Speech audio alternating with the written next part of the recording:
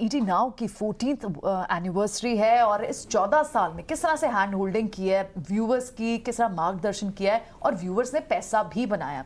ये data point के साथ है हमारे पास कुणाल, इनफैक्ट इस खास रिसर्च के साथ हमारे साथ बने हुए हैं। कुणाल बोथरा हमारे हमेशा रेगुलर कंट्रीब्यूटर हैं और कुणाल हमें कई बार टाइम टू इंडेक्स पर स्टॉक्स पे गाइडेंस देते हैं, लेकिन उन्होंने एक बहुत ही अच्छी रिसर्च निकाली है कि हर कंसेक्यूटिव इवन ईयर पर किस तरह का रिटर्न रहा है। यानी हर बार 18 नाउ जब 2 साल का हुआ, फिर 4 साल का हुआ, तो निफ्टी कैसे कैसे परफॉर्म कर रहा था। कुणाल, बहुत ही इंटरेस्टिंग है ये। तो हम बात ही कर रहे हैं कि दर्शकों का पैसा बना है, दर्शकों का पैसा भी बना है और आप आई एम श्योर ये डेटा से भी प्रूफ कर देंगे।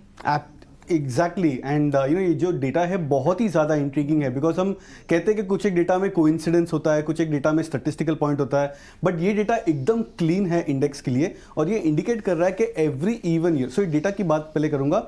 ये लास्ट 14 ईयर्स का बर्थडे है। 14 ईयर्स की हमने निफ्टी की ट्रेंड्स मैप की है कि 17 जून के दिन इंडेक्स का क्लोजिंग क्या था और उस लिहाज से नेक्स्ट 17 जून लाइक फर्स्ट बर्थडे के दिन, सेकंड बर्थडे के दिन इंडेक्स का लेवल्स क्या था।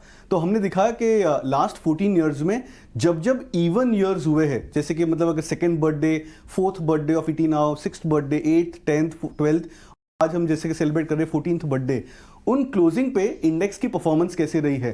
तो अगर हम देखें तो 2011 में जब सेकेंड बर्थडे सेलिब्रेट किया था तब इंडेक्स की परफॉर्मेंस थी 2% प्लस। उसके बाद हमने जब फोर्थ बर्थडे सेलिब्रेट किया तो इंडेक्स की परफॉर्मेंस थी 14% प्लस। 2003 बर्थडे के सिक्स बर्थडे के दिन हमने सेलिब्रेट किया इंडेक्स पे और 6% रिटर्न्स का 6% हाई रिटर्न देखा इंडेक्स में। 17% नेक्स्ट बर्थडे, उसके बाद में 8%, 59% था 12th बर्थडे के दिन। और सरप्राइजिंगली बिकॉज हमने डेटा ये लास्ट ईयर हाईलाइट किया था और मैं कहा था कि इंडेक्स यहाँ से एटलीस्ट 20% की एवरेज रिटर्न देखा और इस बार हमने 22% रिटर्न डिलीवर किया है, अज्यूमिंग अगर आज 18,750 के आसपास क्लोजिंग आती है। तो सबसे बड़ी खास बात इस डेटा की है कि अगर हम लास्ट इवन बर्थडेज का एवरेज निकाले तो ये एवरेज आता है करीबन 18% के आसपास, 18-19% के आसपास का एवरेज आता है। और अगर इसको हम प्रोजेक्ट करें या फोरकास्ट करें तो होपफुली स्वीट 16 जब 16th बर्थडे अगर हम ईटी नाउ का सेलिब्रेट करेंगे तब हम एक्सपेक्ट करेंगे कि आज की क्लोजिंग पे हम करीबन 18% हायर लेवल्स पे होंगे, जो लगभग 22,500 के आसपास आता है इंडेक्स पे। Very interesting Kunal. तो एवरेज हर 2 साल बाद व्यूअर्स का पैसा बन रहा है, तो अब 22%, 20-22% के हिसाब से क्या, यानी अब 16 बर्थडे पे 22,000 करा रहे हैं निफ्टी को। Exactly. ठीक है, शुक्रिया कुणाल ये डेटा पॉइंट हमें समझाने के लिए।